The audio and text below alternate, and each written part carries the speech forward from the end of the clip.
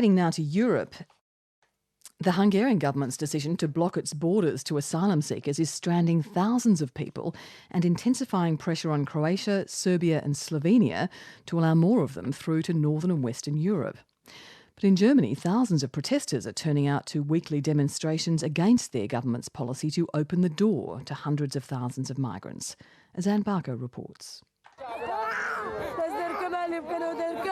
Cold, wet weather and sealed borders have created desperate conditions for asylum seekers arriving in the Balkans. Humanitarian workers were yesterday handing out food, raincoats and blankets near the Serbian-Croatian border, but there weren't enough to go around, causing anger and frustration among many. Two women will be die if they stay under raining. And babies, they are very, very, very cold. And you see, the sky is raining. The United Nations says 10,000 refugees entered Serbia alone yesterday, more than twice the recent daily average. Most are from Syria, Afghanistan or Northern Africa.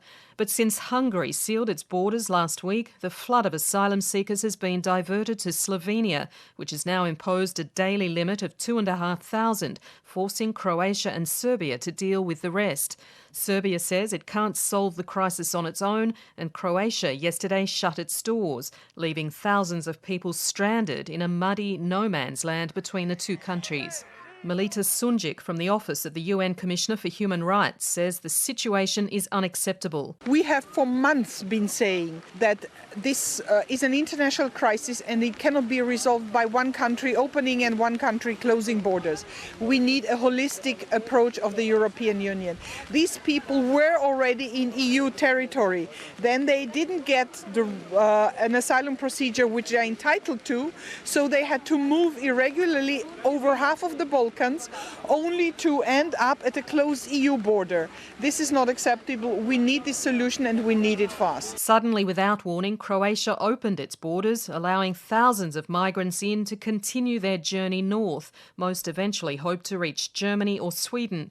But the strain on those countries is deepening by the day.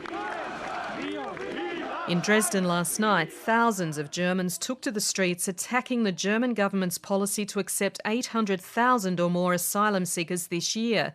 But they deny they hate immigrants. We're not xenophobic, says one protester, Esther Seitz. We're simply drawing attention to the many problems Germany is now facing. It's not about xenophobia, it's about problems. Hundreds of counter-demonstrators also turned out with placards reading "Refugees welcome" and "Stop racism." The European Union has agreed on a plan to share 120,000 refugees among its borders, although Hungary and other ex-communist countries oppose the plan, and the number is just a fraction of the 700,000 migrants predicted to reach Europe this year. It's forced the EU to look for other solutions. One proposal is to encourage Turkey to stem the flow of refugees into Europe in return for $3.5 billion in aid and faster membership of the EU. But Turkey's Prime Minister Ahmet Davutoglu has rejected the offer, saying the money in question was earmarked for Turkey anyway.